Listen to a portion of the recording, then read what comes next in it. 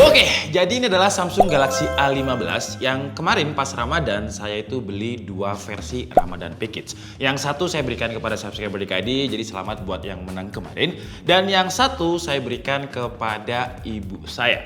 Kenapa akhirnya saya putusin untuk membelikan ibu saya juga si Samsung Galaxy A15 dikala banyak kompetitor di harga range 2-3 jutaan yang secara spek sebenarnya lebih bagus ketimbang Samsung Galaxy A15.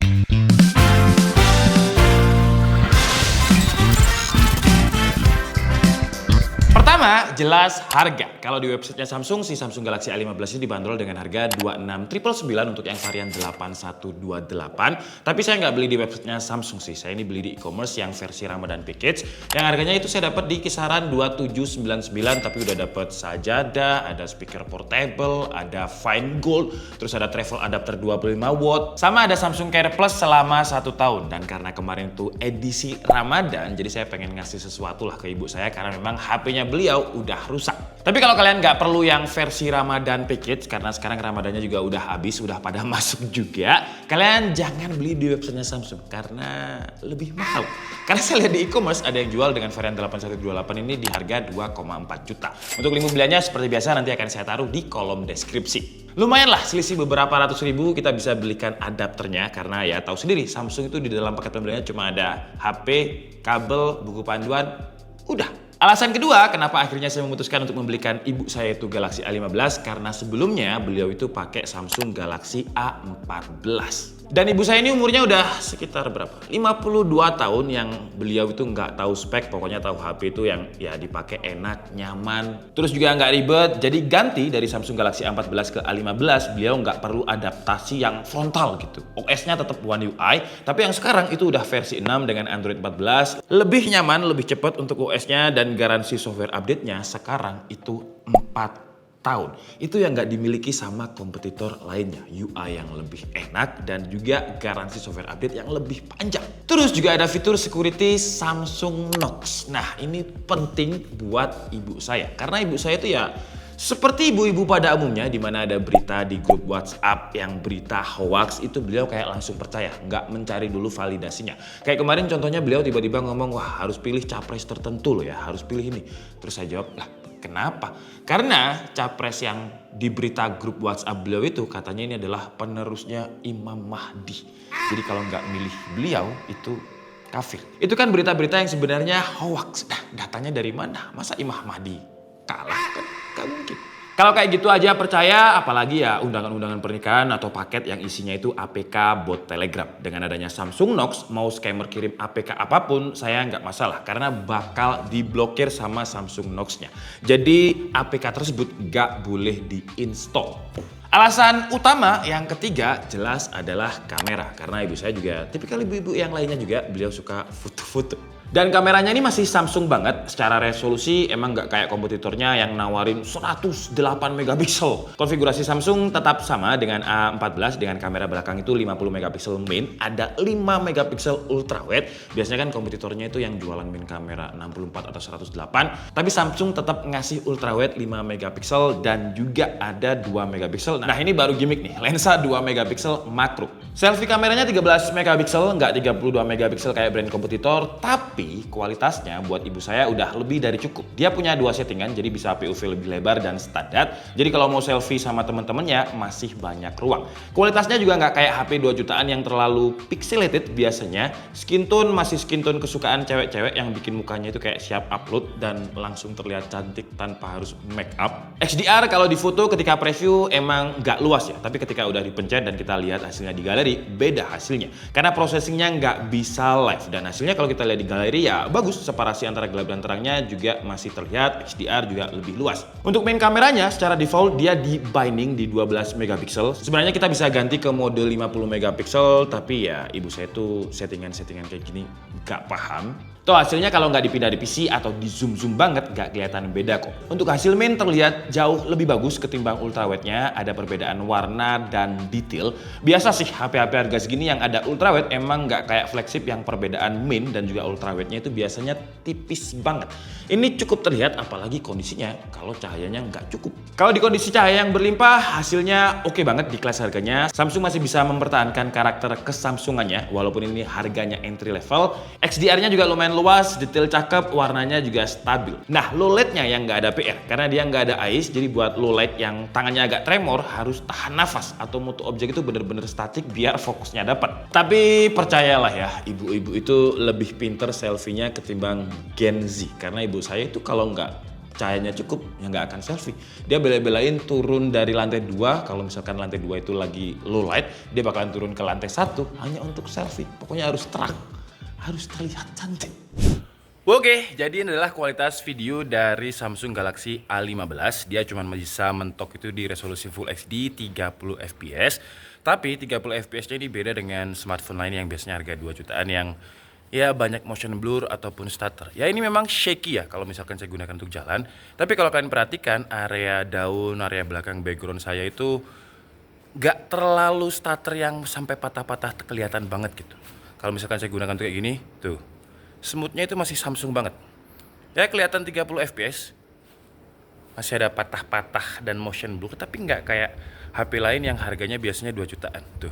Terus kalau misalkan untuk backlight sih, nah kira-kira kayak gini. Tuh. Kalau kalian lihat separasi antara tembok saya yang itu sama langit itu masih nggak terlalu kelihatan blown out gitu ya.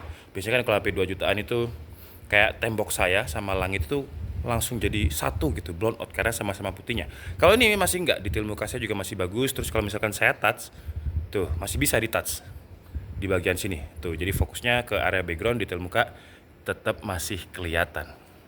Jadi walaupun 2 jutaan, resolusinya cuma 13 megapiksel, tapi lebih oke. Tuh ya.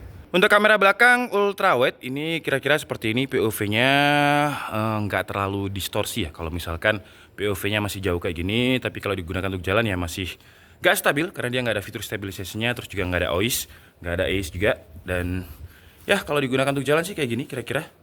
Tapi walaupun ini bukan AMOLED, kalau kalian lihat warna hijaunya itu kayak oversaturate gitu, kayak digeser saturasinya ke kanan gitu, karena warna hijaunya sebenarnya nggak kayak gini. Hijaunya itu kayak hijau-hijau muda, tapi ini kan ini kayak lebih hijau gelap gitu. Terus ultrawide-nya ini kalau kita gunakan untuk zoom objek misalkan, nah ini deh, karena ini kan dia lagi ketera angin ya, jadi fokusnya berubah-ubah dan masih oke loh fokusnya, walaupun daun ini terkena angin. Tuh kalau zoom out, zoom in kayak gini, ultrawide kita gunakan untuk panning dan tilting. Wah, masih oke, nggak terlalu patah-patah yang gimana gitu. Walaupun dia resolusinya 30 fps. Terus kalau digunakan untuk panning kayak gini, tuh. Sekarang kita coba di resolusi Full HD 30 fps juga, tapi kita pakai main kamera ya, bukan ultrawide. Kalau digunakan untuk panning, ya masih ada stutternya. Kayak lebih parah minnya ya dibandingkan ultrawide tadi ya, untuk stutternya ya. Tuh, masih ada patah-patahnya. Untuk XDR juga masih oke, jadi langit sama tembok saya ini nggak blown out jadi satu kayak selfie videonya tadi. Terus digunakan untuk tilting, masih aman. Sekarang kita coba gunakan untuk jalan kira-kira kayak gini. Masih ada shaky-nya tapi nggak se-shaky ultrawide tadi. Terus untuk autofocus, kita coba fokus ini lagi. Karena dia lagi kena angin. Nah, ini kan fokusnya dapat banget ya. Rotary shot. Wah. Masih aman juga, autofokusnya bergerak dengan cepat. Sekarang saya penasaran kalau saya gunakan untuk jalan mundur, sama kita coba untuk exposure-nya ya. Karena biasanya HP 2 jutaan itu exposure-nya kayak kurang mulus gitu. Jadi kita coba untuk fokusnya ke area sini, terus kita pindah ke sini, area yang agak gelap, nggak terkena sinar. Auto exposure masih aman. Ya, walaupun autofokusnya ini transisinya kayak terlalu tap gitu, tuh pindahnya. Kurang mulus. Tapi autofokusnya udah cepet.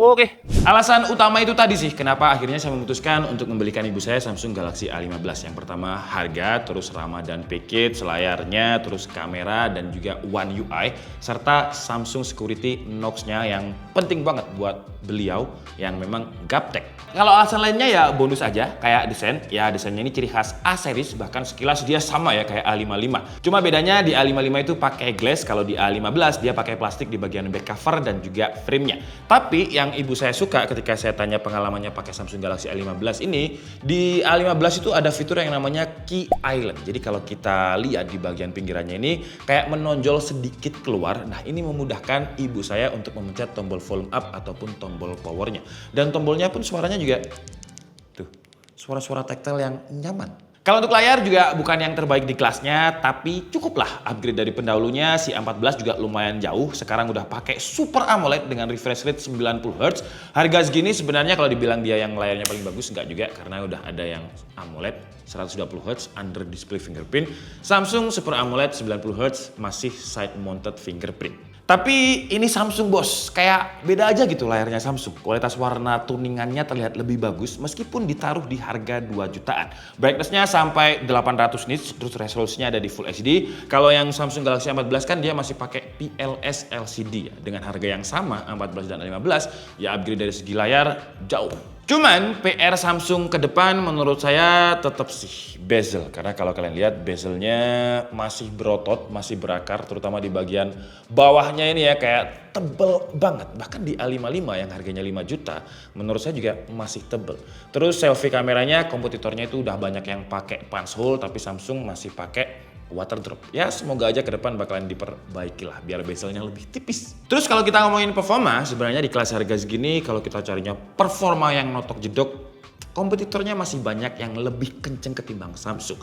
Tapi ya itu tadi, karena Samsung berani ngasih garansi 4 tahun software update dan UI-nya menurut saya cocok buat ibu saya, dan ibu saya juga bukan tipikal orang yang suka main game, jadi ya performanya udah cukup. Kayak contohnya di Antutu G99 di tuningannya Samsung Galaxy A15 sekarang itu dapat skornya sekitar 400.000 kalau tanpa cooling. Kalau pakai cooling cuma nambah sekitar 1.000 jadi 401.000, dan kalau kita lihat perbandingannya dengan Samsung Galaxy A14 yang pakai MediaTek Helio G80, peningkatan performanya itu hampir 50%. Terus kalau untuk main game ya ibu saya itu bukan gamers ya, beliau itu cuma sosial media. Game paling cuma Subway Surfer ataupun Zuma, game untuk yang menghabiskan waktu. Tapi nggak mungkin saya tarik data game tersebut untuk benchmark di A15. Terlalu enteng. Jadi seperti biasa kita coba di game mainstream kayak Mobile Legends. Yang menarik di sini dia bisa kebuka settingannya ultra dengan frame rate super, jadi average FPS-nya bisa sampai 90. Drop FPS itu cuma di 64, dan untuk average dia bisa mempertahankannya di kisaran 88 FPS. Ini tanpa cooling ya. Terus CODM grafiknya low, frame rate high, average FPS dia bisa dapat 59, terus drop-dropnya itu di 38 FPS. Itu pun juga nggak sering-sering, jadi masih aman juga CODM. PUBG juga aman, dapatnya itu smooth ultra, jadi average FPS-nya di 39 sampai 40, dropnya itu di 32 FPS. Angka yang masih aman juga.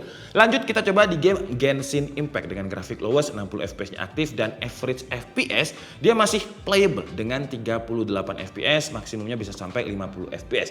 Tapi kalau misalkan drop itu bisa sampai di 26 FPS. Kita coba pakai cooling pun nggak membantu ya. Average FPS-nya emang naik dengan 40 FPS, maksimumnya 54, tapi dropnya bisa sampai 29 FPS. FPS yang di bawah 30 yang menurut saya juga masih belum playable. Ya Genshin kalau kalian nggak keberatan dengan patah-patahnya sedikit ya, paling cuman 3-4 detik ya oke. Lanjut untuk suhu temperatur ketika kita coba main game Genshin Impact selama sekitar 30 menit dengan settingan lowest-nya tadi, suhu tertingginya di bagian depan itu dapatnya di 37 derajat Celcius, belakangnya lumayan hangat dengan 41,2 derajat Celcius. Tapi yang aneh nggak kayak A05 kemarin, A05 kemarin kita record video 1080p 30 fps 30 menit, suhu temperaturnya lebih tinggi ketimbang main Genshin Impact. Nah ini kalau gunakan untuk record video suhunya lebih dingin dengan suhu bagian depan itu 35,8 derajat Celcius, belakang di 35,6 derajat Celcius untuk record video selama 30 menit. Untuk baterai dengan 5000 mAh-nya ini buat ibu saya juga masih aman. Ketika saya tanya beliau ya ngecasnya biasanya berapa kali, cuman sekali aja untuk kebutuhannya ya sosmed, WhatsApp, biasanya beliau juga lihat TikTok, lihat Instagram, kebanyakan sih lihat Shopee untuk belanja-belanja. Itu ngecasnya cuma 1 kali, tapi kalau saya tarik datanya, untuk YouTube, TikTok, dan juga Netflix itu sama, 30 menit berkurangnya 3%. Kalau untuk PUBG, 30 menit berkurangnya 9%, Mobile Legends 30 menit berkurangnya cuma 6%, Genshin Impact 30 menit berkurangnya sekitar 15%. Masih oke lah kalau untuk daya tahan baterainya, tapi untuk chargingnya walaupun dia naik sekarang di 25 watt, tapi ngecasnya tetap lama, sekitar 2 jam 40 menit untuk 0 ke 100%. Kalau fitur lain kayak NFC, terus audio, masih mirip-mirip sama Samsung Galaxy A14, Wi-Fi-nya juga masih Wi-Fi 5, Bluetooth-nya sekarang yang di-upgrade jadi Bluetooth versi 5.3. Kalau kalian cari gyro juga nggak ada di HP ini, walaupun yang virtual nggak ada, tapi sekarang sensornya ditambah. Kalau di Galaxy A14 itu nggak ada proximity, di A15 sekarang udah ada virtual proximity sensing namanya, yang fungsinya kalau kita gunakan untuk telepon, dia bakalan otomatis mati sendiri layarnya dan touchscreen-nya jadi tidak aktif. Jadi ketika kita telepon kayak gini nggak rawan kepencet, dan kalau mati baterainya bisa lebih awet. Tapi ini fitur yang nggak penting-penting amat sebenarnya buat beliau. Yang penting ya yang saya sebutin tadi, kayak harga, terus karena ada versi Ramadan package-nya, Key Island, terus ada layar AMOLED sama performanya yang lebih kencang dibanding pendahulunya, bukan lebih kencang dibandingkan kompetitor memang. Tapi kalau kita bandingkan dengan A14, ya dia peningkatannya itu hampir 50%. Dan yang paling penting ya One UI-nya loh, simple. UI-nya ini nggak neko-neko, software update-nya 4 tahun. Dan ibu saya ini tipikal orang yang kalau pakai barang harus sampai rusak dulu baru mau dibelikan baru. HP-nya aja sekarang kemarin itu layarnya pecah, masih dipakai. Tapi sekarang udah mati, makanya saya belikan HP baru. Dan kalau ibu saya tahu saya beliin HP yang harganya mahal-mahal, contohnya kayak di atas 5 juta, bukannya malah seneng, tapi malah saya yang dimarahi. Tapi ya semua ibu menurut saya kayak gitu ya, nggak bakalan ada ibu yang mau merepotkan anaknya. Padahal ya kita sebagai anak itu ya nggak merasa direpotkan sama sekali. Bahkan ibaratnya kalau misalkan semua harta kita sampai seumur hidup kita dikasihkan ke ibu kita, itu nggak bakalan cukup untuk balas utang budi ketika beliau melahirkan dan juga membesarkan kita.